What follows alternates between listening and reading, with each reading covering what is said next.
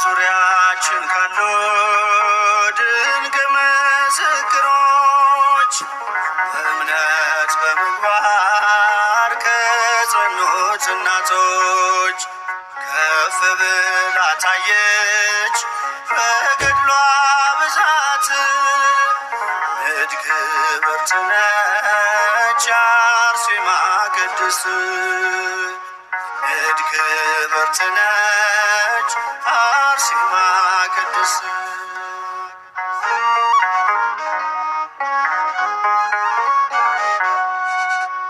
ሀብትና ንብረቷን ውበቷን የናቀች ንግሥት መባልን በእምነት የተወች የኢየሱስ ክርስቶስ የስሙ ምስክር የቅድስት አርሴማ እጹብ ነው የእርሷ ክብር። የቅድስት አርሴማ እጹብ ነው የእርሷ ክብር።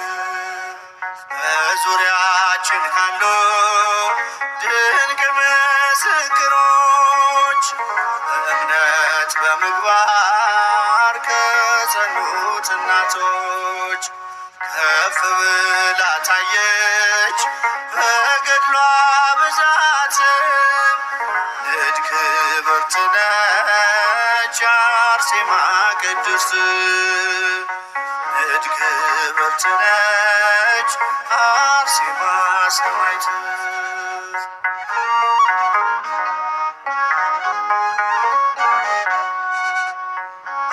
እግዚአብሔር ጽናቷን የመሰከረላት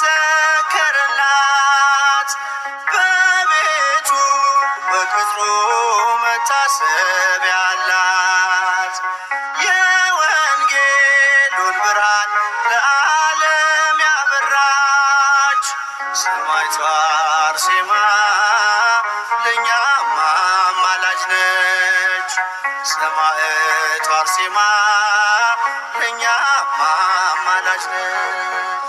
በዙሪያችን ካሉ ድንቅ ምስክሮች በእምነት በምግባር ከጸኑት እናቶች ከፍ ብላ ታየች በገድሏ ብዛት። ንድ ክብርት ነች አርሴማ ቅድስት፣ ንድ ክብርት ነች አርሴማ ሰማዕት።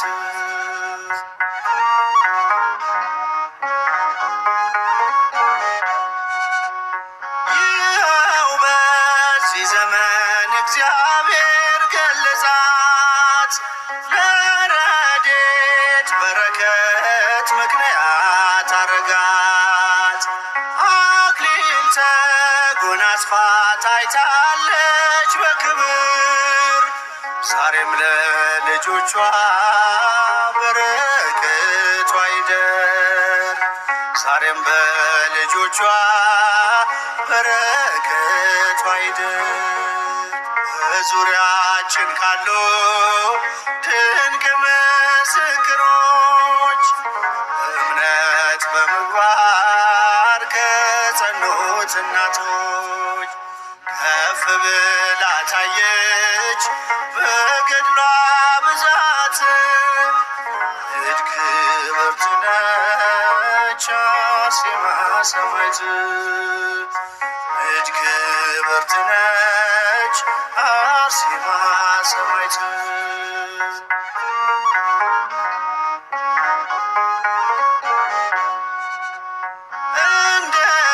እንደተናገረው ጌታችን በቃሉ በእኔ የሚያምኑ ድንቅን ይሰራሉ።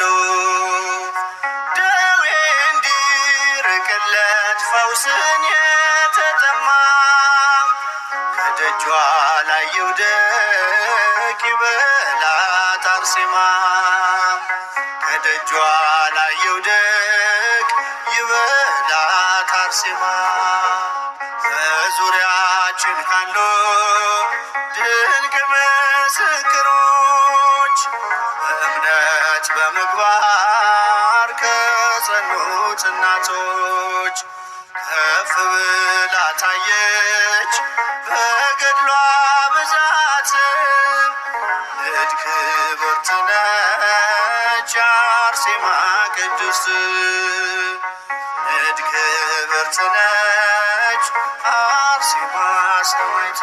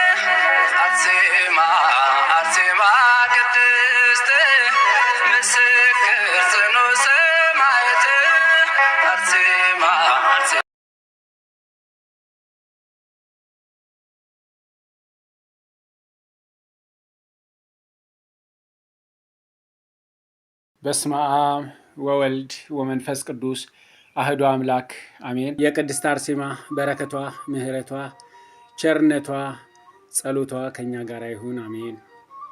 በከሃዲው ዲዮቅልጥያኖስ ዘመን እርሱ መልኳ ውብ የሆነ ብላቴና ድንግል ሊያገባ ሽቶ በየሀገሩ ሁሉ ሂደው መርጠው ያመጡለት ዘንድ አሽከሮቹን አዘዘ።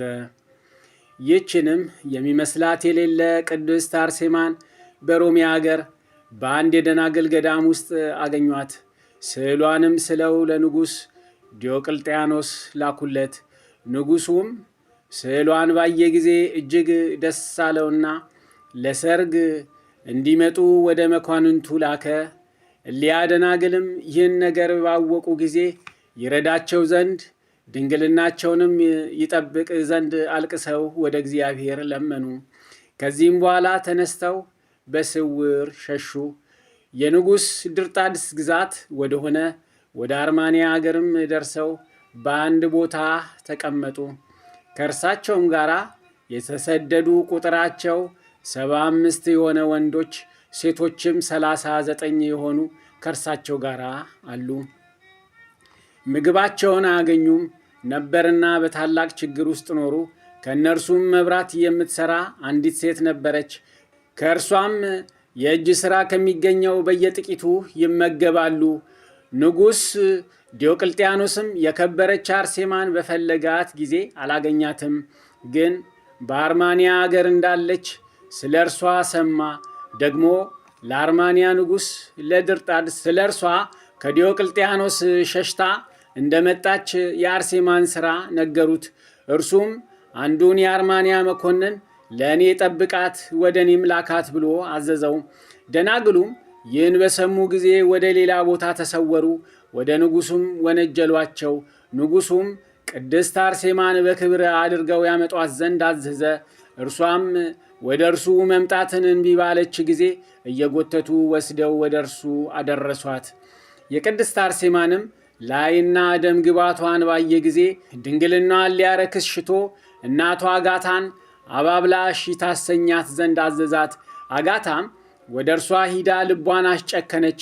እንዲህም አለቻት፣ እወቂ ይህ ርኩስ አረመኔ እንዳያረክስሽና ሰማያዊ ሙሽራሽን እንዳትተይ፣ እርሱም ክብር ይግባውና የእግዚአብሔር ልጅ ሕያው ክርስቶስ ነው። ንጉሡም ይዞ ወደ እልፍኙ ሊያስገባት ከአደባባይ መካከል ተነስቶ ድንግል አርሴማን ያዛት። በዚያም ጊዜ በቅድስት አርሴማ ላይ የእግዚአብሔር ኃይል አደረባትና በምድር ላይ ጣለችው። እርሱ ግን በጦርነት እጅግ የጸና አርበኛ ስለነበረ በታናሽ ሴት ብላቴና ስለተሸነፈ ያን ጊዜ አፈረ። ራሷንም በሰይፍ ይቆርጡ ዘንድ አዘዘና ቆረጧት። ከዚህም በኋላ ደናግሉን ሁሉ ከእናታቸው አጋታ ጋር ይገድሏቸው ዘንድ አዘዘ። አንዲት የታመመች ድንግል ነበረች። በአልጋዋ ላይም እንደተኛች ወደ ወታደሮች ጮኸች። መጥተውም እንደ እህቶቿ ራሷን ቆረጡ። ሁሉም የሰማዕትነት አክሊልን ተቀበሉ። እነዚያንም ከሮሜ አገር አብረው የመጡ ወንዶችን ገደሏቸው። ቁጥራቸውም 75 ናቸው። ስጋቸውም በተራራ ላይ የተጣለ ሆኖ ቀረ። ሰማዕታትም ከተገደሉ በኋላ በንጉሱ ላይ ጋኔን ተጫነበት። መልኩም ተለውጦ እንደ እሪያ ሆነ። ቅዱስ ጎርጎርዮስ ወደ እርሱ መጥቶ በላዩ ጸልዮ እስከ አዳነው ድረስ። ስለዚህም ክብር ይግባውና በጌታችን ኢየሱስ ክርስቶስ አመነ። የቅዱሳን ሰማዕታትንም ስጋቸውን ከተጣለበት ሰብስበው በአማረ ቦታ አኖሯቸው። ያማረች ውብ የሆነች ቤተ ክርስቲያንም ተሰራችላቸው። ከእነርሱም ታላላቅ ድንቆች ታምራት ተገለጡ። ለእግዚአብሔር ምስጋና ይሁን። እኛንም በቅዱሳኑ ሰማዕት ሁሉ ጸሎት ይማረን፣ በረከታቸውም ከእኛ ጋር ትኑር ለዘላለሙም አሜን። አንድ አምላክ በሚሆን በአብ በወልድ በመንፈስ ቅዱስ ስም ግንቦት 6 በዚች ቀን ከግብፅ ደቡብ ዳፍራ ከሚባል ሀገር የከበረ አባ ይስሐቅ ምስክር ሆኖ አረፈ። ለዚህም ቅዱስ በሌሊት ራእይ የእግዚአብሔር መልአክ ተገልጾለት የሰማዕትነትን አክሊል ትቀበል ዘንድ ጣዋ ወደሚባል ሀገር ሂድ አለው። ከዚያም በነጋ ጊዜ ከመሄዱ በፊት አባትና እናቱ ሊሰናበታቸው ተነሳ። ሁለተኛም የእግዚአብሔር መልአክ መጥቶ ከሀገሩ እስካወጣውና ሀገረ ጣዋ እስካደረሰው ድረስ እነርሱ በላዩ እያለቀሱ አልለቀቁትም። በደረሰም ጊዜ መኮንኑን በዚያ ከውሽባ ቤት አገኘው። ከዚያም በወጣ ጊዜ በክብር ባለቤት በጌታዬ ኢየሱስ ክርስቶስ የማምን እኔ ክርስቲያን ነኝ ብሎ በመኮንኑ ፊት በግልጽ ጮኸ። ከኒቂዮስ ሀገርም እስኪመለስ ቅዱሱን ወስዶ እንዲጠብቀው ከወታደሮች አንዱን አዘዘው።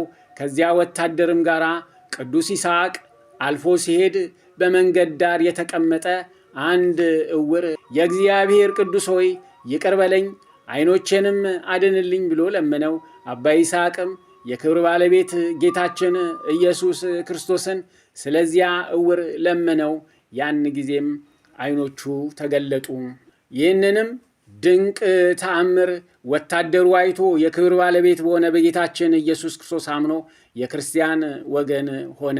መኮንኑም በተመለሰ ጊዜ ያ ወታደር በመኮንኑ ፊት የክብር ባለቤት በሆነ በጌታችን ኢየሱስ በመታመን ሰማዕት ሆኖ አክሊል ተቀበለ። ከዚህም በኋላ መኮንኑ ቅዱስ ይስሐቅን ጽኑ ስቃይን አሰቃይቶ ወደ ሀገረ ብእንሳ ሰደደው። በዚያም አሰቃዩት። በመርከብም ሲወስዱት የጽዋ ውሃን ለመናቸው። ከቀዛፊዎችም አንድ ዓይኑ የታወረ ውሃን በጽዋ ሰጠው። የከበረ ይስሐቅም ያን ውሃ በላዩ ረጨ። ዓይኑም ድና እንደ ሌላይቱ ሆነች። ጽኑ ስቃይን የሚያሰቃዩት የብእንሳ ሀገር ሰዎችም ይህን ድንቅ ሥራ ባዩ ጊዜ ወደ መኮንኑ ወሰዱትና ብትገድለውም ብትተወውም አንተ ታውቃለህ አሉት። መኮንኑ ራሱን በሰይፍ እንዲቆርጡ ወዲያውኑ አዘዘ።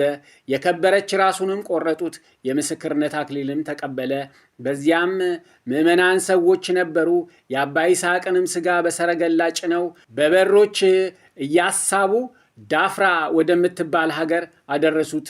ያሻግሩትም ዘንድ መርከብ ባላገኙ ጊዜ ተሸክመው አሻግረው ወደ ቤቱ አደረሱት። ቤቱንም አፍርሰው በስሙ ቤተ ክርስቲያን አድርገው ሰሯት። ሥጋውንም በውስጧ አኖሩ። ከእርሷ የሚያስደንቅ ብዙዎች ታምራት ተገለጡ። ለእግዚአብሔር ምስጋና ይሁን። እኛንም በዚህ እውነተኛ ምስክር ጸሎት ይማረን፣ በረከቱ ከእኛ ጋር ትኑር ለዘላለሙ አሜን። አባ መቃርስ ካልህ። በዚህች ቀን የእስክንድርያ ቄስ የከበረ አባት አባ መቃርስ አረፈ። ይህም ቅዱስ በአባቱ በሚቀድመው በታላቁ በክቡር አባ መቃርስ ዘመን ለአስቄጥስ ገዳም አባት ሆኖ ብዙ ትሩፋትን ሰራ። ስለ እርሱም እንዲህ ተባለ።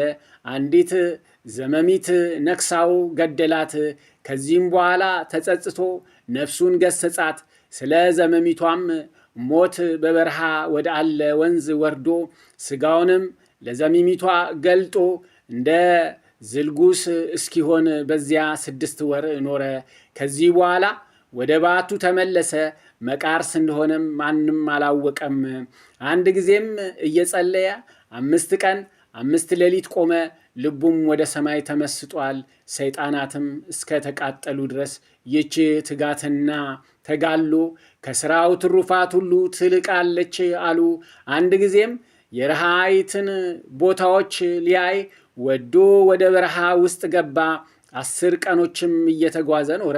በሚመለስም ጊዜ ምልክት ሊሆኑት መንገዱን እንዳይስት ለምልክት የሚያኖራቸው ሸንበቆች ከእርሱ ጋር ነበሩና በመንገዱ ተከላቸው።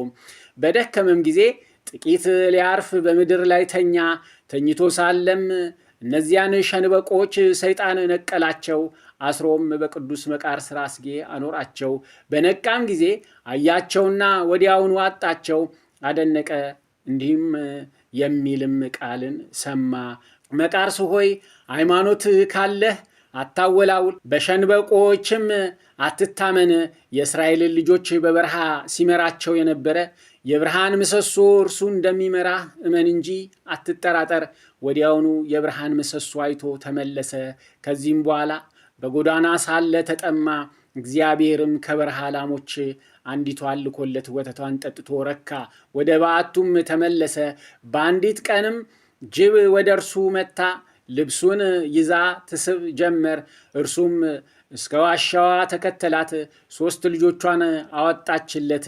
ባያቸውም ጊዜ እውሮች ሁነው አገኛቸው። ከልቦናዋ ሐሳብ የተነሳ ያችን ጅብ አደነቃት። ግልገሎቿንም ይዞ በዓይኖቻቸው ውስጥ ምራቁን ተፋ። አዳኝ በሆነ በመስቀል ምልክትም አማተበባቸው። ያን ጊዜ ድነው ከእናታቸው ኋላ ሮጡ፣ ጡቷንም ጠቡ።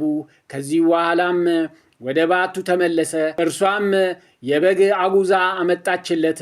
እርሱም ተቀብሎ በላዩ እየተኛ እስከሚያርፍበት ጊዜ በእርሱ ዘንድ አኖረው። በአንዲት ጊዜም ደግሞ ልብሱን ለውጦ በሕዝባዊ አምሳል ሆኖ ወደ አባ ፓኩሚስ ገዳም ሄደ።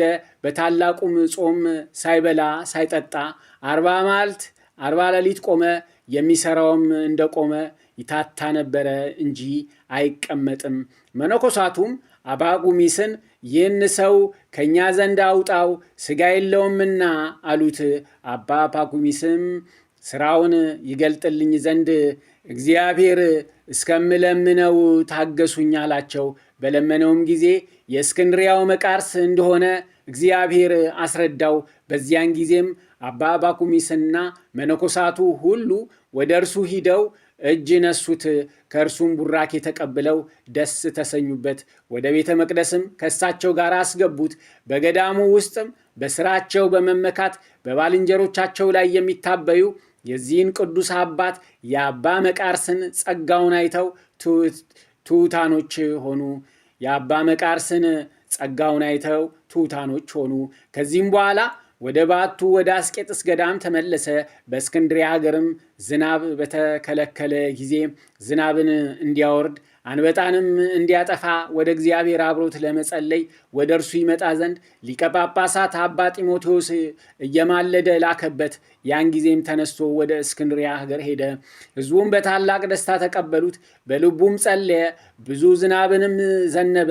ከዝናብ ብዛት የተነሳ ምድሪቱ ትጠፋለች ብለው እስቲያስቡ ድረስ 2 መዓልት 2 ሌሊት እየዘነበ ኖረ።